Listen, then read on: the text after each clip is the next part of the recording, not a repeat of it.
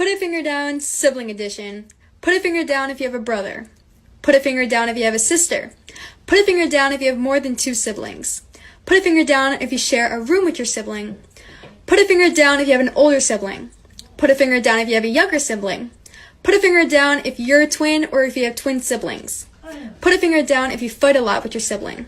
Put a finger down if you only have 1 sibling. Put a finger down if your sibling annoys you a lot. Put a finger down if you have a step sibling.